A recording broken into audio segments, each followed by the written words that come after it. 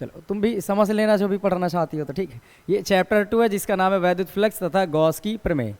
ठीक है, आज इसमें जो भी चीज़ें पढ़ने वाले हैं वो एक एक करके समझ लेते हैं। सबसे पहले इस चैप्टर में आपको पढ़ना है क्षेत्रफल सदिश के बारे में।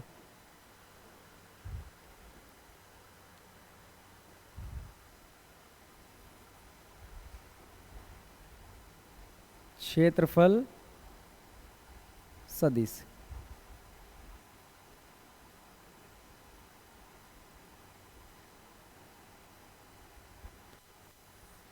देखो वास्तव में क्षेत्रफल एक अदिश राशि होती है, लेकिन यहाँ पर इस चैप्टर में हम लोग क्षेत्रफल को सदिश की तरह यूज़ करेंगे। ठीक है, तो जैसे कुछ चीज़ें एक और है, जैसे वैद्युत धारा, ये हाल ही में अभी पता चलता है कि ये हम लोग जानते हैं कि ये अदिश राशि है, लेकिन जब हम एक चैप्टर 12 में जाएंगे उसमें वहाँ पर पढ़ेंगे कि ये कभी कभी सदिश की तरह बिहेव करती है।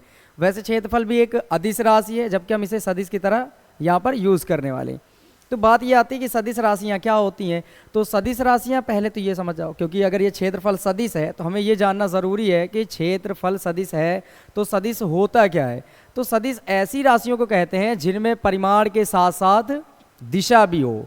ऐसी सभी भौतिक राशियाँ जिनमें परिमाण के साथ साथ दिशा की भी आवश्यकता पड़े उन्हें व्यक्त करने के लिए, वो राशियाँ कहलाती हैं सदिश राशियाँ। अब उसी में से क्षेत्रफल भी एक राशि है यहाँ के लिए।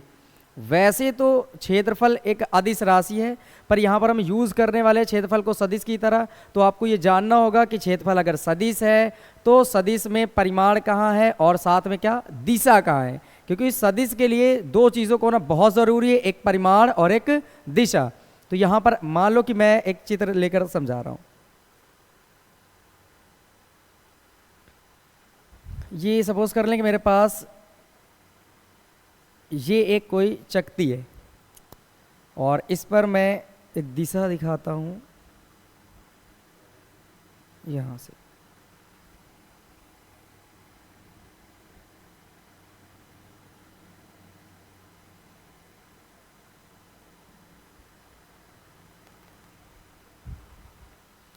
तो ये मान लो अगर ये सेंटर है पॉइंट और ये कोई एक चकती है मेरे पास ऐसे, ठीक है। इसमें जो अगर ये मान लो कि ये जो चकती है ये वृत्ताकार है और वृत्त का क्षेत्रफल निकालेंगे तो वो निकल आएगा हमें परिमाण। तो परिमाण तो निकल आएगा पाई आर स्क्वायर से। अब बात आती है इसकी दिशा कैसे निकालेंगे। तो सपोज करो मेरे पास ये चकती है, तो इस पर जो ये ऐसे लाइन अभिलंबवत खींचेंगे ना ऊपर की ओर, तो ये अभिलंबवत बिल्कुल पृष्ठ के तल के अभिलंबवत बाहर की ओर जो दिशा होती है वो क्या होती है, क्षेत्रफल सदिश की दिशा। किसी भी पृष्ठ जो क्षेत्रफल अगर है उसकी हमें सदिश की दिशा पता करनी है तो उस पृष्ठ के तल के लंबवत बाहर की ओर पता करते हैं। तो ये लंबवत बाहर की ओर है, ये है क्षेत्रफल सदिश की दिशा।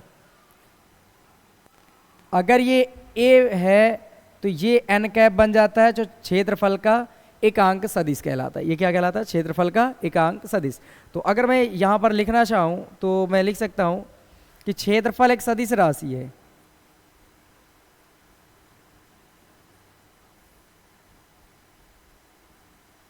क्षेत्रफल एक सदिश राशि है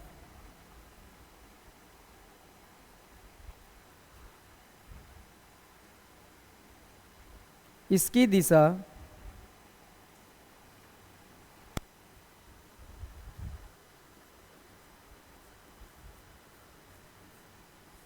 पृष्ठ के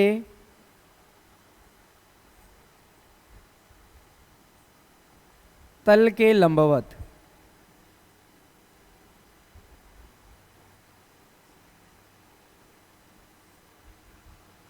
बाहर की ओर होती है।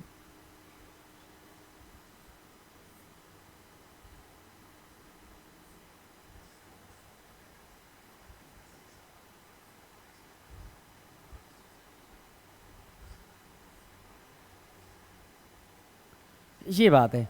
तो क्षेत्रफल कैसी राशि है, बोलेंगे क्षेत्रफल एक सदिश राशि है, इसकी दिशा पृष्ठ के तल के लंबवत बाहर की ओर होती है। तो ये हमें पता चल गया और इसे हम ए वेक्टर से डिनोट कर लेंगे।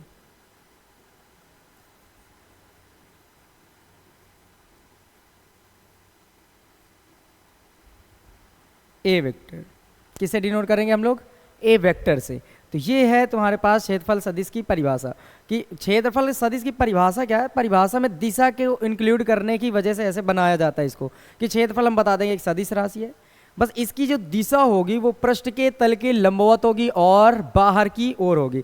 अगर चाहते हो तो ए वेक्टर निकालना है तो एन कैप का ए में गुणा कर दो, वही बन के आ जाता है ए वेक्टर की जो फॉर्मूला बन के आता है। तो इससे में कोई मतलब नहीं, बस मुझे क्षेत्रफल सदिश जानना था कि क्षेत्रफल सदिश होते हैं या फिर अदिश। तो हमें ये पता चला कि क्षेत्रफल कैसी राशि है, बोले सदिश राशि है। फिर इसके बाद अगर आपसे कोई पूछे कि इसकी दिशा किधर की ओर होगी, तो कोई भी अगर पृष्ठ है तो उसके तल के लंबवत बाहर की ओर होगी, बाहर की ओर। मान लो अगर ये एक ऐसे ऐसे चौकोर है ये, ठीक है। अब इस पे पूछा जाए कि इसकी दिशा किधर है, तो बोलेंगे इस तल के लंबवत एक लाइन खींचो, जो लंबवत बाहर की ओर होगी वो दिशा कहलाएगी हमारी। तो ये चीज़ें हो गई क्षेत्रफल सदिश की। अब इसके बाद हम लोग अपने चैप्टर में आ जाएंगे, जो स्टार्ट करेंगे वैद्युत फ्लक्स से। तो यहाँ से मैं इसे थोड़ी देर के लिए हटा देता हूँ।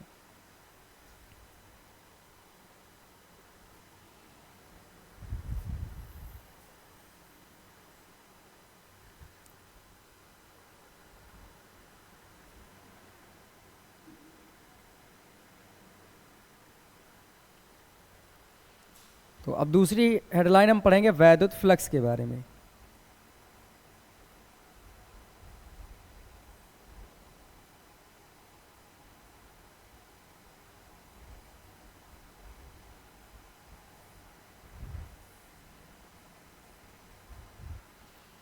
इसको समझने के लिए हम एक चित्र का यूज़ करने वाले हैं। देखो ये वैद्युत फ्लक्स क्या होती हैं, पहले तो इसकी डेफिनेशन सुन लो। कि अगर कोई वैद्युत बल रेखाएं है, वैद्युत क्षेत्र है अपने पास, कोई मान लो यहाँ पर एक वैद्युत क्षेत्र है, इस वैद्युत क्षेत्र में अगर कोई काल्पनिक पृष्ठ रख लिया जाए, मान लो ये ऐसे ये लाइनें हैं, ये इधर की ओर वैद्युत क्षेत्र है और ये मेरे पास एक पृष्ठ है, यहाँ पर वैद्युत क्षेत्र है और यहाँ पर ये एक पृष्ठ रखा है काल्पनिक पृष्ठ। ये पृष्ठ कैसा होना चाहिए, काल्पनिक।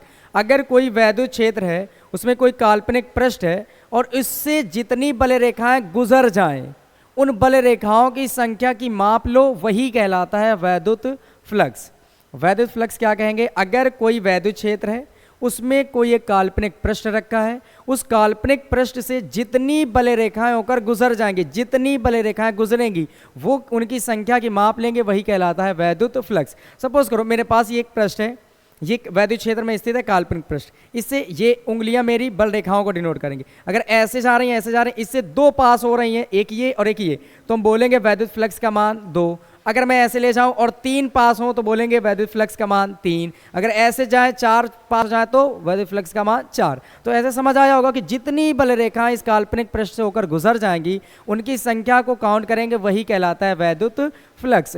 तो अब हमें सबसे पहले किसकी किसकी जरूरत पड़ेगी वैद्युत फ्लक्स में, एक वैद्युत क्षेत्र की जरूरत पड़ेगी और एक काल्पनिक पृष्ठ की जरूरत पड़ेगी। वो सारी चीजें मैं इधर समझा रहा हूं।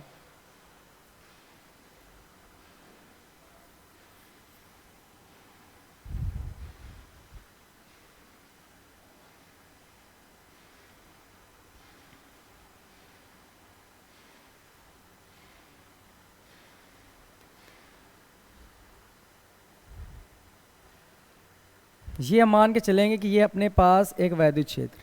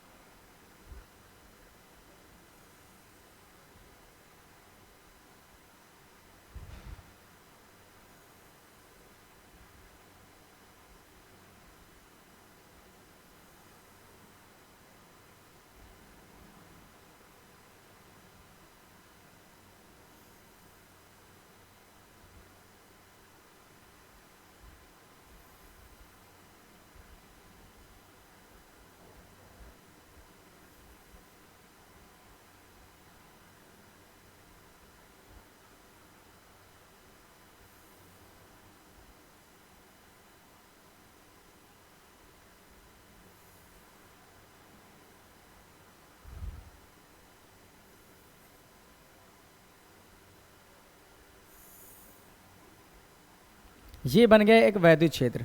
क्योंकि वैद्युत क्षेत्र को हम वैद्युत बल रेखाओं से डिनोट करते हैं, ये समांतर लाइनें वैद्युत क्षेत्र को दिखाती हैं। तो यहाँ पर हम मान लेते हैं एरो इधर की ओर आई है तो वैद्युत क्षेत्र की दिशा इधर की ओर हो जाएगी। ये बन गई वैद्युत क्षेत्र की दिशा। अब यहाँ पर हम क्या कर रहे हैं, एक काल्पनिक पृष्ठ लाकर दिखा रहे हैं। तो ये मान लिया जाए कि ये है कोई काल्पनिक पृष्ठ।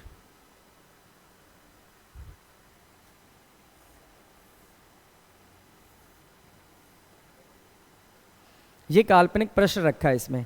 अब हम ऐसा कर रहे हैं कि इस काल्पनिक पृष्ठ जो है इसका कुछ ना कुछ तो क्षेत्रफल होगा ही, तो यहाँ पर हम क्षेत्रफल लिख दे रहे हैं, इसका क्षेत्रफल है ए। इस पूरे काल्पनिक पृष्ठ ये जो ऐसे दिख रहा है इसका पृष्ठ है, क्षेत्रफल है ए। अब यहाँ पर मुझे क्या करना है कि जो वैद्युत फ्लक्स है उसका फॉर्मूला पहले चेक कर लेते हैं। इसे हम फाई ई से डिनोट करते हैं और फाई ई बराबर होता है E vector dot D A vector. ये छोटे से भाग के लिए होता है, यहाँ पर डी लगा देते हैं क्योंकि अगर क्षेत्रफल छोटा लेंगे तो वैद्युत फ्लक्स भी कम होगा। कैसे कि अगर क्षेत्रफल ये अगर इतनी बड़ी जगह है तो इससे ज़्यादा बल रेखाएं गुजरेंगी, अगर जगह कम हो जाए तो इससे बल रेखाएं क्या होंगी, कम होंगी। तो जैसे जैसे क्षेत्रफल कम होता जाता है वैसे वैसे बल रेखाओं की संख्या भी कम होती है। मतलब ये हुआ कि वैद्युत फ्लक्स का मान भी कम हो जाएगा। पर यहाँ पर अगर ये छोटा सा ये आपने लिया है तो इस छोटे के लिए आपको ये वैद्युत फ्लक्स भी छोटा ही लेना होगा। इस वजह से यहाँ पर हम यूज़ किया करते हैं डी फाई ई। अब ये होगा क्या, इधर समझ लीजिए। ये जो पृष्ठ होता है इसमें मैं एक छोटा सा भाग काटना है, ये पूरा सा भाग है बड़ा सा, इसका नाम अगर देना चाहें तो नाम दे सकते हैं पी क्यू आर एस। ये पी क्यू आर एस एक अपने पास बड़ी सी पूरा पृष्ठ क्षेत्रफल है काल्पनिक। अब इसमें से मैंने एक छोटा सा भाग कट कर लिया, ये छोटा सा भाग काट लिया गया। ये बड़ी सी थी, इसमें से एक छोटा सा भाग ऐसे कट किया गया। ये आपको ऐसे नजर आना चाहिए कि ऐसे रखा है, ऐसे बिल्कुल बल रेखा उधर की ओर जा रही हैं और ये पृष्ठ ऐसे रखा है। तो इससे जितनी बल रेखाएं गुजरेंगे उनकी संख्या की माप को क्या कहते हैं हम लोग, वैद्युत फ्लक्स। तो यहाँ पर ये छोटा सा भाग आपको काट लेना है। अब इस छोटे से भाग को सोचना है कि इसकी दिशा किधर की ओर होगी। ये जो पृष्ठ है वैद्युत क्षेत्र की दिशा यूं है, ऐसे देखो ये वैद्युत बल रेखाएं ऐसे जा रही हैं और जो पृष्ठ है वो ऐसे रखा है, बिल्कुल ऐसे बल रेखाएं जा रही हैं और ऐसे पृष्ठ है। अब इसी पे मैंने ऐसे करके चौकोर काटा है, बिल्कुल ठीक ऐसे। मान लो ये है ऐसे दिख रहा है, ऐसे कट किया गया है।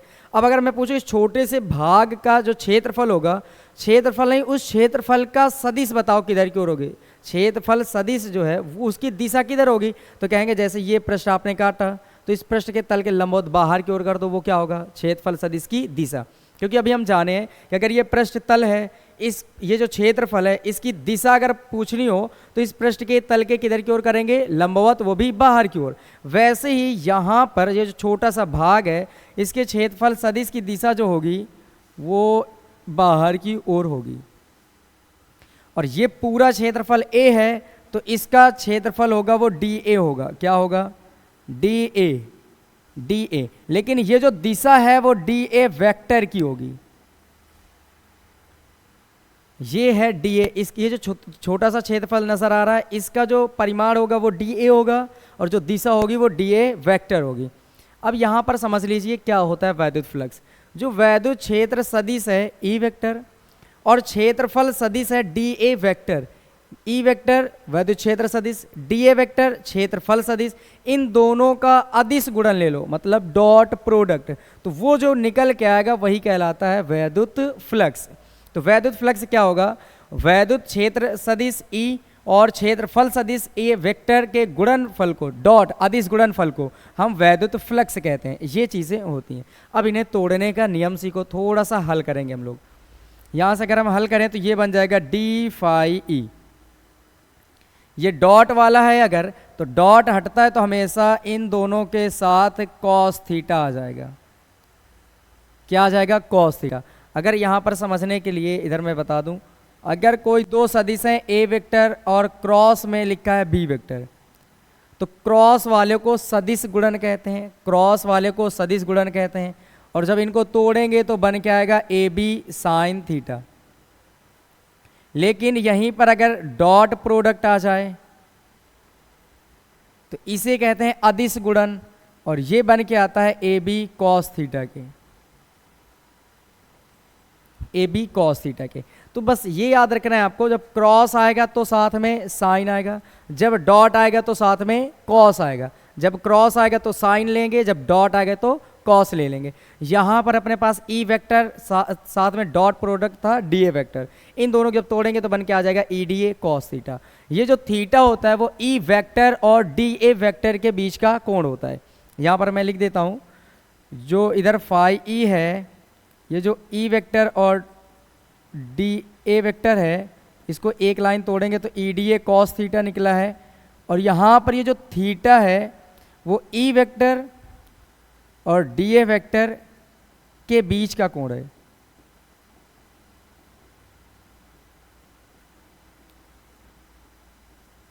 यहाँ पर इस बात को ध्यान देना कि ये जो थीटा है वो ई और डी ए के बीच का कोण नहीं है, ई और डी ए के बीच का कोण नहीं है। ये जो थीटा है वो ई वेक्टर और डी ए वेक्टर के बीच का कोण है। तो अब यहाँ पर कोण पता करो। मैंने कहा ये वैद्युत क्षेत्र जो है उसकी दिशा बिल्कुल ऐसे है, दिख रही होगी ये एरो ग्रीन वाली, और जो डी ए वेक्टर है वो ये जो एरो दिख रही है येलो वाली, ये दोनों एक ही दिशा में दिख रही हैं। ये डी ए वेक्टर की दिशा देखो बिल्कुल सेम ऐसे, ई वेक्टर की दिशा देखो बिल्कुल सेम ऐसे। जब दोनों सदिश एक ही दिशा में हो जाएं तो उनके बीच बनने वाला कोण 0 हो जाता है। तो यहाँ पर जो थीटा का मान लेंगे वो 0 ले लेंगे। तो यहाँ पर वैल्यू रख के चेक करेंगे तो डी फाई ई बराबर बन के आ जाएगा ई डी ए कॉस 0।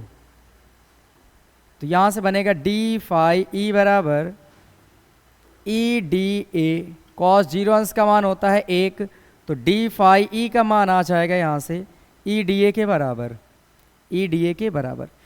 तो ये जो वैद्युत फ्लक्स निकला है डी फाई बराबर ई डी ए, ये वो फ्लक्स होता है जो इतने छोटे से भाग से होकर गुजरेगा, इस वाले भाग से, इतने भाग से।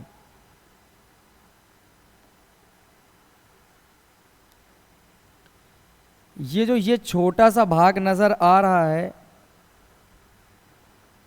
ये वाला, इतने भाग से जो फ्लक्स गुजरेगा वो डी ए है, ये छोटा सा क्षेत्रफल। तो जो छोटे से भाग से गुजर रहा है उसका नाम है डी फाई, वो कितना होगा ई डी ए।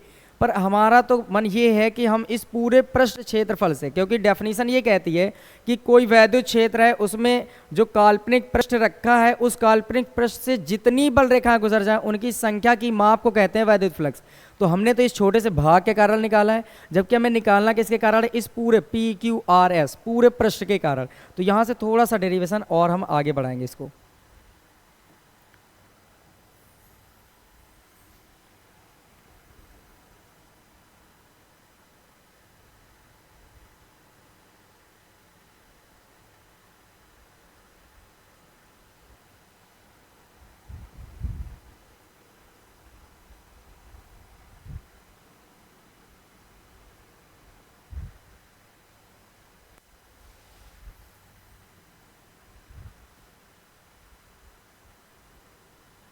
ठीक है, अब समझिए यहाँ से। इसके बाद हम क्या करेंगे, हम लिखेंगे संपूर्ण पृष्ठ से,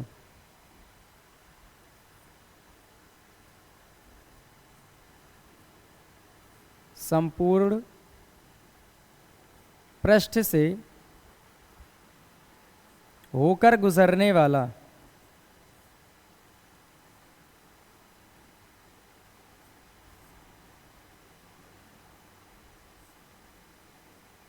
वैद्युत फ्लक्स।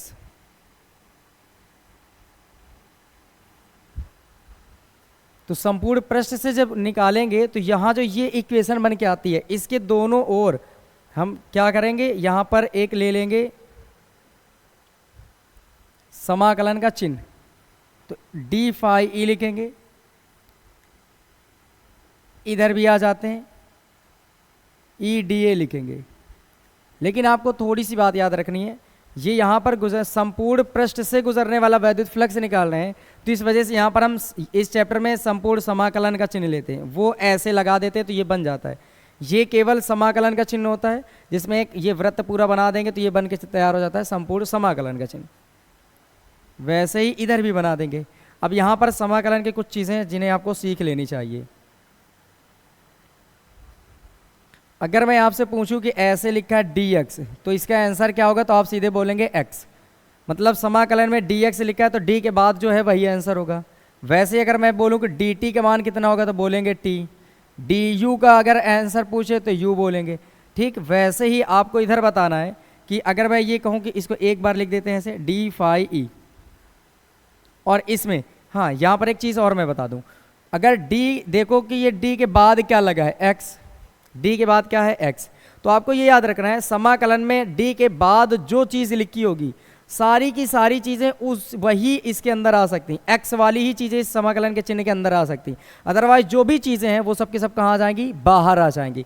तो यहाँ से अगर मान लो मैं ऐसे लिखता थोड़ी देर के लिए कि ए और डी एक्स लिख देता और कहता है इसका आंसर बोलो, तो हम सीधे नहीं कहते, हम ये कहते कि इस पहले ए को बाहर लाओ, इस पहले ए को बाहर लाओ, क्योंकि डी के बाद है एक्स, तो एक्स वाली चीज़ें ही इसके अंदर आती हैं। तो ये जो ए है तो एक्स तो है नहीं, तो ए को बाहर ले आएंगे और अंदर बचेगा डी एक्स। फिर इसको हल करते हैं, ए ये लिखेंगे और डी एक्स का आंसर क्या होता है, बोले एक्स। और ये आपको याद नहीं रखना है कि इसमें प्लस सी कांस्टेंट लगाते हैं, ये केवल मैं फिजिक्स के तौर पे बता रहा हूँ ताकि फॉर्मूले आपको हल हो जाए।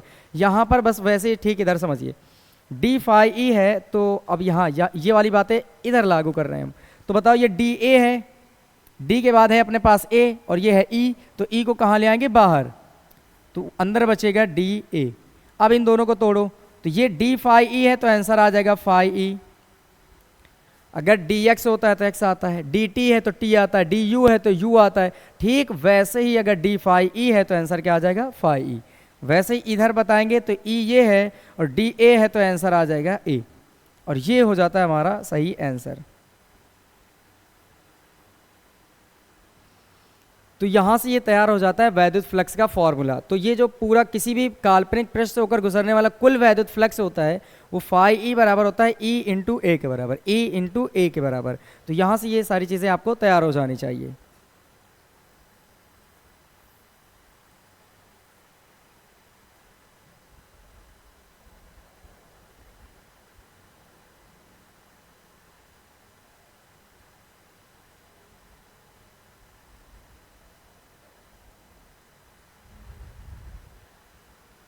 ठीक है, ये कंप्लीट हुआ वैद्युत फ्लक्स। अब हम इससे संबंधित जो गॉस की प्रमेय है उसको पढ़ेंगे।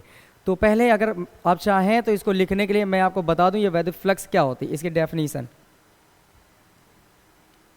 हम क्या लिख सकते हैं, वैद्युत क्षेत्र में स्थित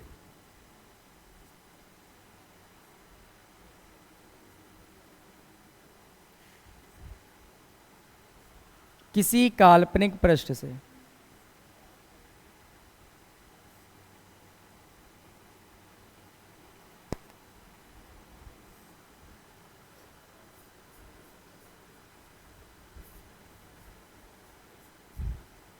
होकर गुजरने वाला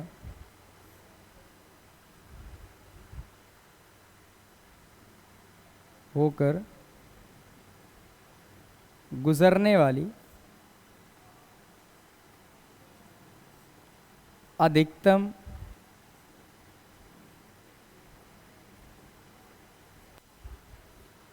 वैद्युत बल रेखाओं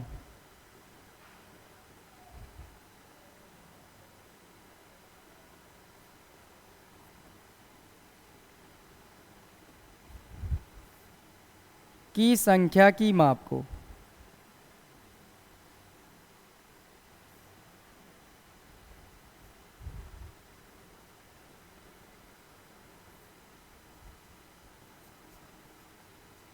वैद्युत फ्लक्स कहते हैं।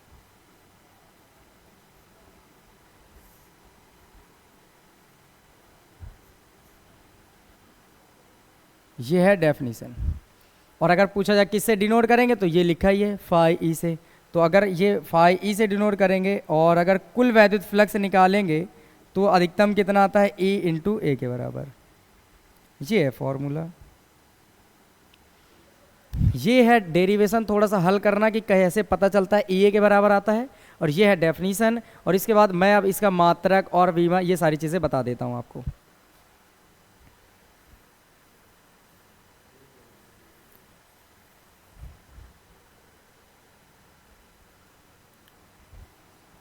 ठीक है, समझिए इसका मात्रक क्या होगा। देखो यहाँ से इस फॉर्मूले से समझना है, ये फाई ई लिखा है, इसका मात्रक समझना। मात्रक क्या बनेगा, देखो ये ई है, अब ई का मात्रक क्या होता है, न्यूटन प्रति कूलाम, और ये ए का मात्रक क्या होता है, मीटर स्क्वायर। तो न्यूटन ऊपर रहेगा, प्रति कूलाम नीचे रहेगा, और साथ में ए है तो इसका मात्रक क्या होता है, मीटर स्क्वायर। तो इसका जो मात्रक बन के आता है वो आता है न्यूटन मीटर स्क्वायर प्रति कूलम। इसकी अगर आप वीमा पूछें तो वीमा सीख लीजिए, न्यूटन बल का मात्रक होता है तो इसकी वीमा होती है mL की पावर -2। साथ में मीटर की वीमा L होती है, स्क्वायर लगाए तो स्क्वायर लगाना होगा। नीचे कूलम में आवेश की वीमा होती है 80। फिर इनको मिला देंगे, L की पावर 1 है, इधर 2 है, तो बन के आ जाएंगे mL की पावर 2 T की पावर -2। और ये A की पावर 1 है, T की पावर 1 है, तो बन जाएगी A की पावर -1 T की पावर -1। कहाँ है ये 2 और एक 3 है यहाँ पर, सॉरी इसे ध्यान रखें, यहाँ पर 3 है, 1 इधर 2 इधर, तो मिलकर 3। और यहाँ पर क्या बन जाएगा, अब देखिए m और L की पावर ये 3 है, T की पावर यहाँ -2 यहाँ -1, टोटल कितनी हो जाएगी -3 और A की पावर -1। ये है इसकी वीमा, m L की पावर 3 T की पावर 2 और 1, ये मिलकर 3 और A की पावर -1। और अगर ये राशि पूछे कैसी है तो ये राशि है अदिश। इतना कुछ पढ़ना था आपको वैद्युत फ्लक्स में कि वैद्युत फ्लक्स क्या है, उसकी डेफिनीशन क्या है, वो क्या होता है, ये सच में तुम्हें पता चल जाना चाहिए। तो ये सारी चीज़ें मैंने निकाल दी, फॉर्मूला और इधर मात्रक वीमा और इधर राशि कैसी है। मैं यहाँ पर कुछ चीज़ें बता देता हूँ। अगर मैं एक क्वेश्चन है, अच्छा सा क्वेश्चन है कि मान लो सपोज करो कि मेरे पास ये कोई एक पृष्ठ है, ठीक है, और यहाँ पर कोई एक वैद्युत क्षेत्र है ऐसे बिल्कुल, ठीक है, और ऐसे मैंने इस पृष्ठ को, जो पृष्ठ का तल है वो वैद्युत क्षेत्र की दिशा में रख दिया, बिल्कुल पृष्ठ का तल वैद्युत क्षेत्र की दिशा में। ऐसे नहीं रखना है आपको, ऐसे रख देना है। या बोल सकते हैं कि जो ये है फोन, ऐसे चेक कर लो कि ये ऐसे बल रेखाएं उधर की ओर गुजर रही हैं वैद्युत क्षेत्र की दिशा को, और ये पृष्ठ ऐसे है बिल्कुल। अगर इस समय पूछा जाए कि इससे कितनी वैद्युत बल रेखाएं गुजरेंगी तो आपका आंसर क्या होना चाहिए, ये सोचना है। तो मैं तुम्हें बता दूं कि अगर कोई चीज़ ऐसी है कि बल रेखाएं इधर की ओर हैं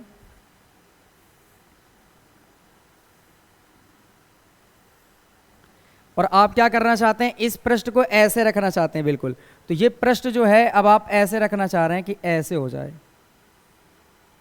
इस टाइप का।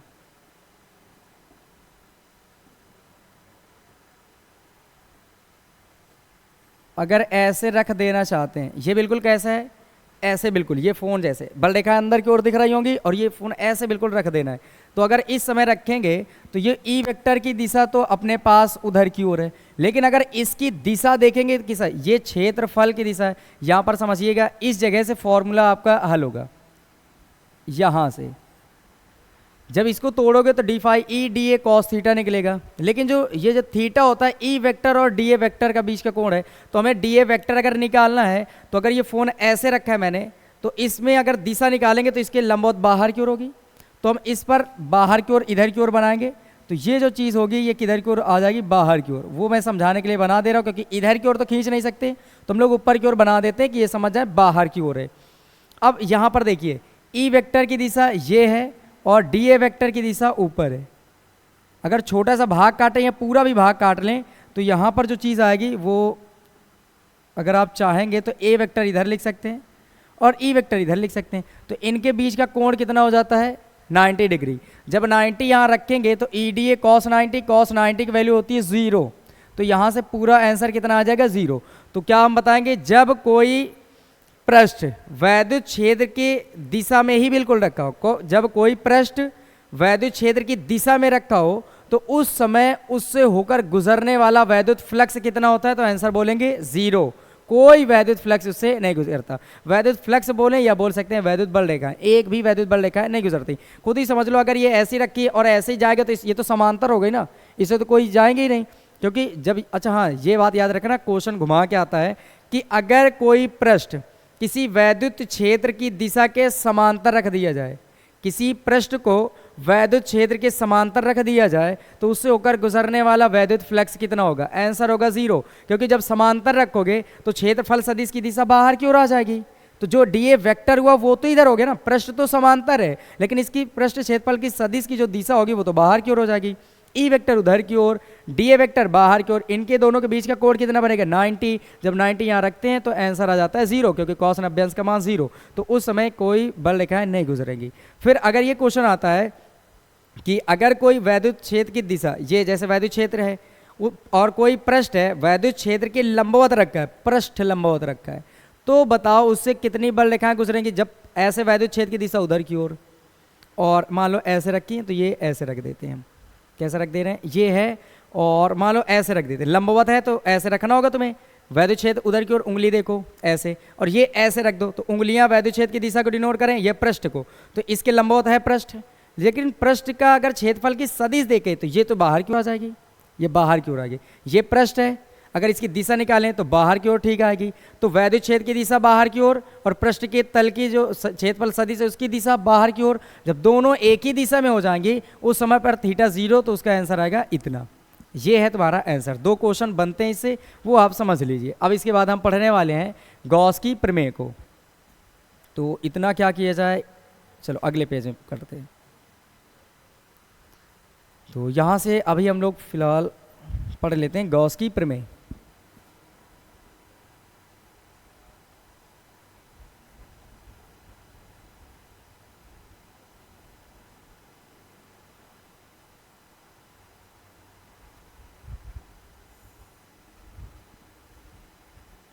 अब समझिए गॉस की प्रमेय क्या कहती है। गॉस की प्रमेय ये कहती है कि अपने पास अगर कोई एक काल्पनिक पृष्ठ है, बंद काल्पनिक पृष्ठ है, और उसके अंदर कोई एक आवेश उपस्थित है, मैं यहाँ समझाने के लिए बना के दिखाता हूँ। अगर मान लो ये अपने पास कोई भी किसी भी शेप का कोई बंद पृष्ठ है, काल्पनिक होना चाहिए, और यहाँ पर इसके अंदर कहीं पर भी, अंदर इसके कहीं पर भी कोई आवेश क्यों रख दिया जाए। अगर कोई बंद काल्पनिक पृष्ठ है उसके अंदर कोई भी एक आवेश रख दे, और फिर ये पूछा जाए, कोई एक आवेश हो, ज़्यादा भी हो सकते हैं, तो यहाँ पर ये पूछा जाए कि अगर कोई बंद काल्पनिक पृष्ठ है उसके अंदर मान लो यहाँ पर नेट आवेश क्यू है, कितना है क्यू। तो अगर मैं पूछूं कि इससे होकर गुजरने वाला, इस पृष्ठ से होकर गुजरने वाला कुल वैद्युत फ्लक्स कितना होगा, तो फाई ई से डिनोट करते हैं वैद्युत फ्लक्स को, कुल को, और कुल वैद्युत फ्लक्स फाई, और पूछा जाए कितना होगा, तो गॉस की प्रमेय ये कहती है कि जितना इसके अंदर नेट आवेश होगा क्यू, ये नेट होना चाहिए, टोटल जितना हो, जो नेट आवेश है उसका 1/एप्सिलॉन गुना होता है। समझ गए।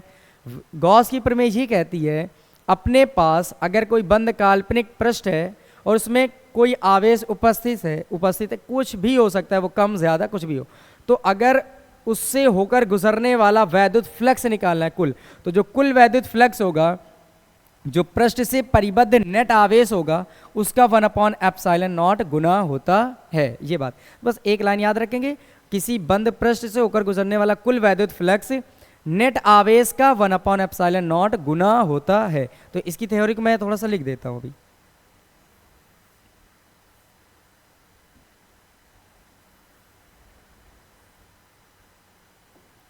सुनिए, हम लिखेंगे इस नियम के अनुसार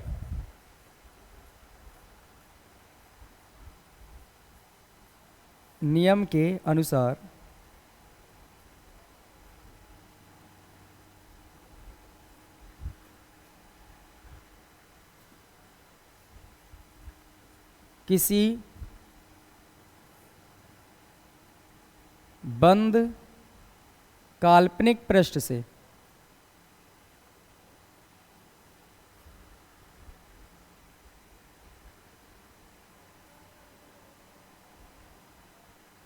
होकर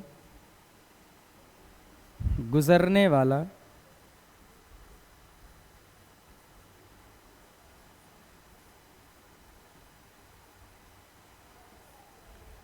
कुल वैद्युत फ्लक्स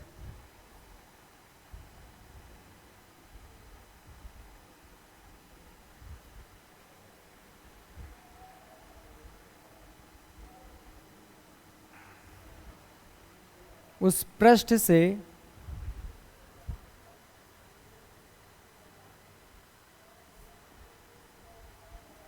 परिबद्ध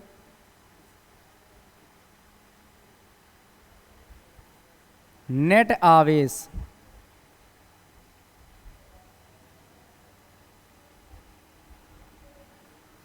Q का 1/एप्सिलॉन गुना होता है।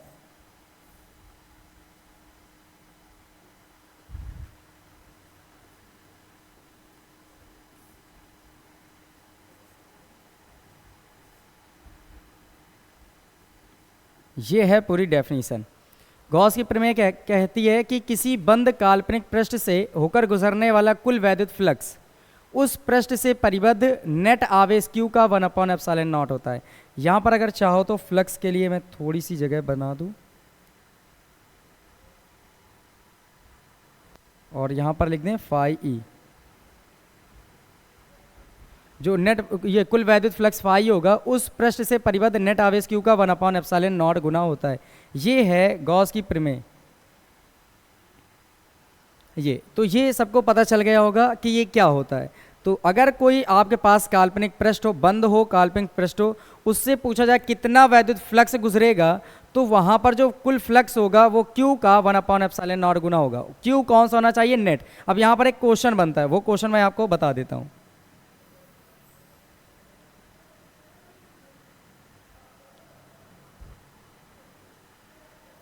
क्वेश्चन ये आता है कि अगर किसी वैद्युत फ्लक्स, ये एक अच्छा सा क्वेश्चन है, इसे ध्यान रखें।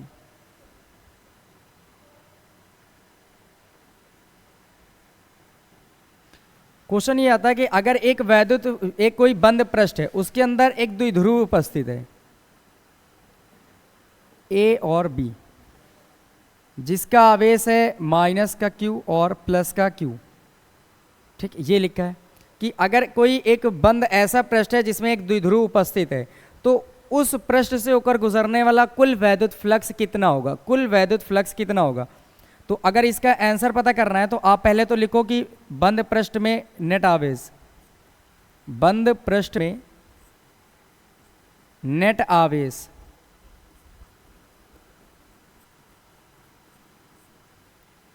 Q नेट वो कितना हो जाएगा? एक तो माइनस Q है, एक प्लस Q है, तो ओवरऑल नेट आवेश देखते हैं तो आंसर कितना आता है? 0। कितना आता है? नेट आवेश 0। अगर किसी बंद पृष्ठ में अगर कोई वैद्युत द्विध्रुव रख दें और पूछे उससे होकर गुजरने वाला कुल वैद्युत फ्लक्स कितना होगा, तो सबसे पहले मुझे क्या पता करना है? नेट आवेश। देखो ये लिखा है नेट आवेश, तो नेट आवेश तो इसका शून्य हो जाएगा, क्योंकि वैद्युत द्विध्रुव एक नेगेटिव पॉजिटिव आवेश से बना होता है और सेम चार्ज से बना होता है। अगर ये नेगेटिव माइनस का Q है तो ये प्लस का Q होगा, ये -2Q है तो ये प्लस का 2Q। तो जब नेट आवेश निकालोगे तो कितना आ जाएगा? 0। अब अगर फ्लक्स निकालोगे फाई ई, तो फॉर्मूला क्या होता है? Q इंटू में 1/ε0। तो बताइए Q की वैल्यू जब 0 आएगी और इसका गुणा करोगे तो आंसर टोटल कितना आ जाएगा? 0। तो जब किसी बंद काल्पनिक पृष्ठ में या बंद पृष्ठ में वैद्युत द्विध्रुव रख दिया जाता है तो उससे होकर गुजरने वाला कुल वैद्युत फ्लक्स कितना हो जाता है? 0। उससे होकर कोई वैद्युत फ्लक्स नहीं गुजरता है। तो ये तो मैंने बता दिया गॉस के नियम क्या है, और उसमें थोड़ा सा एक छोटा सा क्वेश्चन बता दिया। अब यहाँ पर हम इसका सत्यापन सीख लेते हैं।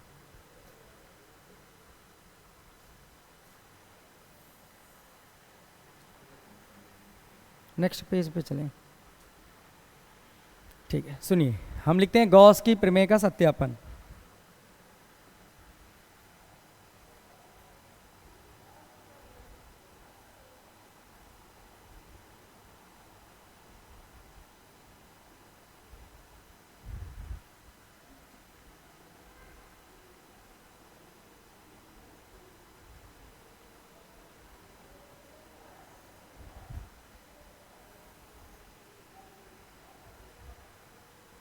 समझिए गॉस की प्रमेय का सत्यापन कैसे करेंगे। तो सबसे पहले इसके लिए आपको एक बंद काल्पनिक पृष्ठ लेना होगा। ठीक है, तो मैं मान लेता हूं कि यहाँ पर एक ऐसे करके ये बंद है और काल्पनिक पृष्ठ है, समझ लेना गोलाकार का है ये, और यहाँ पर ये इसका केंद्र है, यहाँ पर मान लो ऐसे ये है ये, और यहाँ पर Q आवेश रखा है, इस पॉइंट O पर एक Q आवेश रखा है। और ये जो गोलाकार पृष्ठ है, सपोज करो ये गोलाकार है, इसमें मैंने यहाँ पर एक वृत्ताकार भाग काट लिया जाए, तो ये यहाँ पर एक भाग काट लेंगे ये, और ऐसे, और इस पॉइंट पर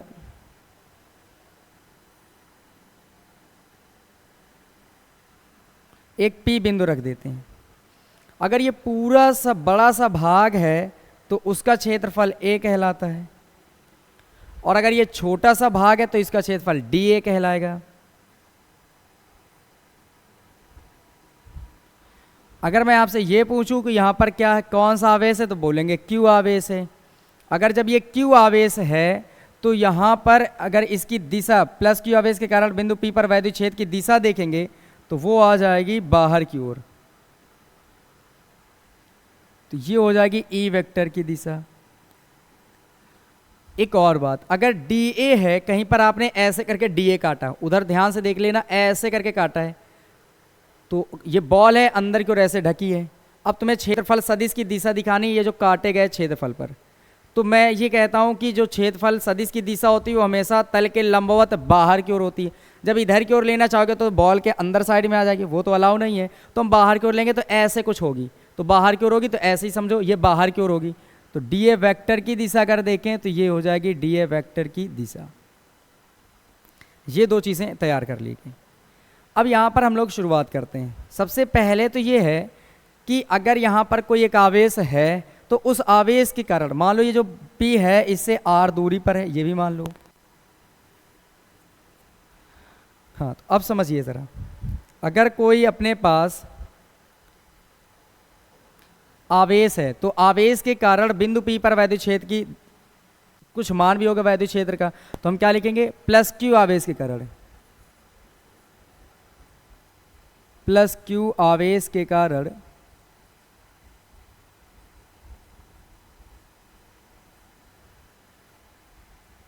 बिंदु P पर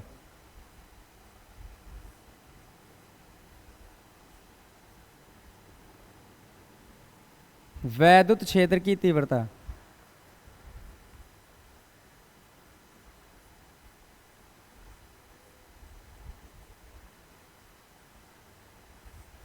और वो फॉर्मूला क्या होगा, E बराबर 1/4πε0 Q/r²।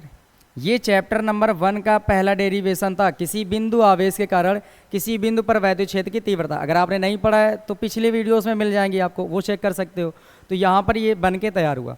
अब यहाँ पर आपको ये समझना है कि यहाँ पर वैद्युत क्षेत्र तो मुझे पता चल गया, ये जो क्षेत्रफल सदिश की दिशा ई वेक्टर है, तो यहाँ पर मुझे ये पता चला कि यहाँ पर वैद्युत क्षेत्र कितना है, तो 1/4πε0 Q/r² के बराबर है। फिर बात ये आती है कि अगर यहाँ पर एक छोटा सा भाग काटा गया है तो जहाँ पर वैद्युत क्षेत्र है वहाँ पर वैद्युत बल रेखाएं हैं, और अगर वैद्युत बल रेखाएं तो अगर आपने ये छोटा सा भाग काटा है तो बल रेखाओं से होकर गुजरने वाली कुछ, उससे क्षेत्रफल से कुछ बल रेखाएं गुजरेंगी, तो वहाँ पर हम निकाल रहे हैं अगर बल रेखाएं गुजरेंगी तो वैद्युत फ्लक्स होगा। तो हम लिखते हैं लघु क्षेत्रफल, लघु क्षेत्रफल अवयव।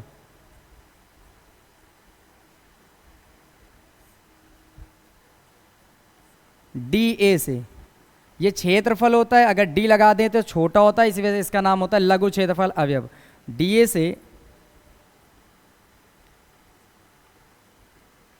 होकर गुजरने वाला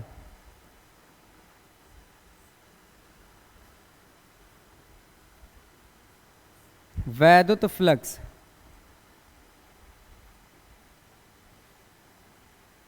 बताएं, वैद्युत फ्लक्स क्या होगा, d phi E. D phi E इस वजह से यूज़ किया जा रहा है क्योंकि अगर क्षेत्रफल कम है तो मैंने कहा था वैद्युत फ्लक्स कम होगा, तो डी से स्टार्ट करेंगे। फॉर्मूला क्या पढ़ा था हम लोगों ने, E vector dot D A vector. अगर यहां से देखा जाए तो डी फाई ई आएगा ये, और इसे तोड़ेंगे तो बन के आ जाएगा E D A cos theta.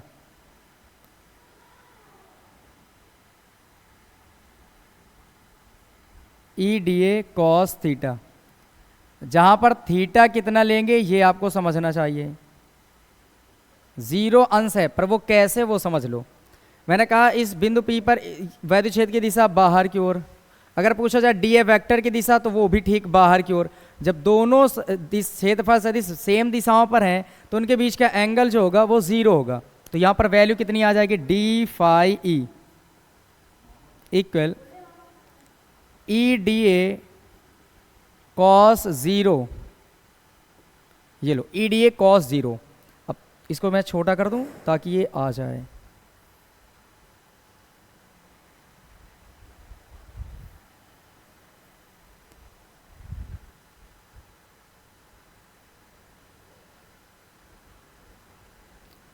समझिए, यहाँ पर जब जैसे 0 होगा तो डी फाई ई का जो मान आएगा वो आ जाएगा ई डी ए के बराबर, क्योंकि cos 0 अंश का मान होता है 1। तो डी फाई ई का मान आ गया अपने पास ई डी ए, ये बन के तैयार हुआ। ये आया है इस छोटे से भाग के कारण, ये जो डी ए काटे हो ऊपर छोटा सा समझने के लिए, उससे निकलने वाला वैद्युत फ्लक्स है डी फाई बराबर ई डी ए के बराबर। अभी तो हमें निकालना है संपूर्ण पृष्ठ से होकर गुजरेगा, क्योंकि ये पूरा पृष्ठ है ना, इससे कितना गुजरेगा वो हम चेक करेंगे। तो मैं इसको और थोड़ा सा एक बार सिलेक्ट करता हूँ।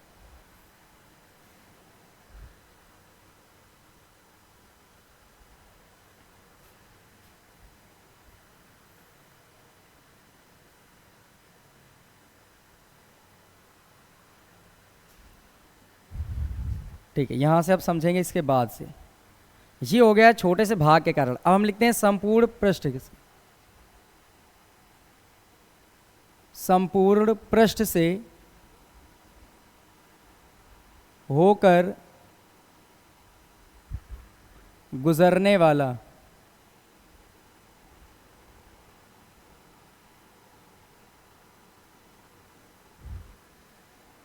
वैद्युत फ्लक्स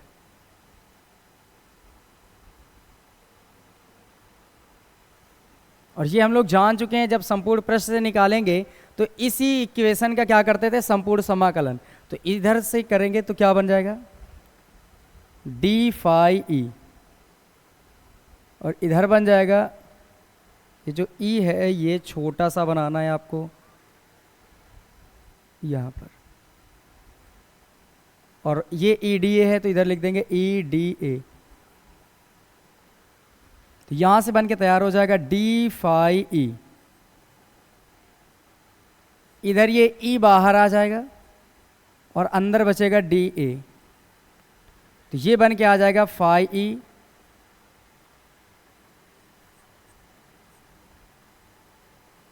और यहां पर ये ई तो है ही, और ये जो संपूर्ण समाकलन है डी ए का, ये जो अगर इसको निकालना चाहोगे तो टोटल आएगा 4 पाई आर स्क्वायर के बराबर, क्योंकि ये जो छोटा सा डी है ये नजर आएगा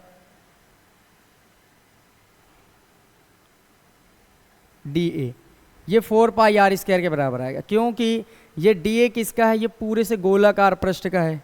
अगर इसका संपूर्ण क्षेत्रफल निकालोगे तो एक गोले का पृष्ठीय क्षेत्रफल कितना होता है, 4 पाई आर स्क्वायर। तो यहां पर चाहो तो सीधे लिख सकते हो 4 पाई आर स्क्वायर। ठीक है, इधर समझते हैं। तो ये फाई ई बन के आ गया।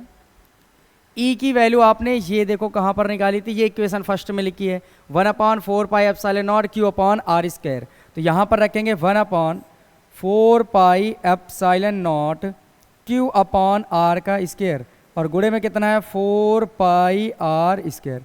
तो ये 4 पाई से ये 4 पाई कैंसिल आउट होगा, ये आर स्क्वायर से ये आर स्क्वायर कैंसिल आउट हुआ।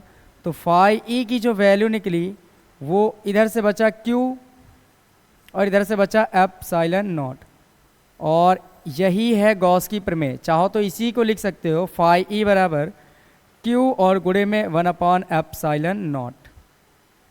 ये सेम ही है, क्योंकि एक क्यू का गुणा एक में करोगे तो क्यू आएगा, नीचे एप्सिलॉन नॉट तो है ही।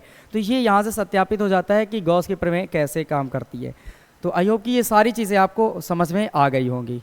अगर कुछ दिक्कत है तो मुझसे पूछ लेना, अगर वीडियोस देखे तो कमेंट कर लेना, और चैनल को ज़्यादा से ज़्यादा सब्सक्राइब कर लेना। ठीक है, आराम करें थोड़ी देर।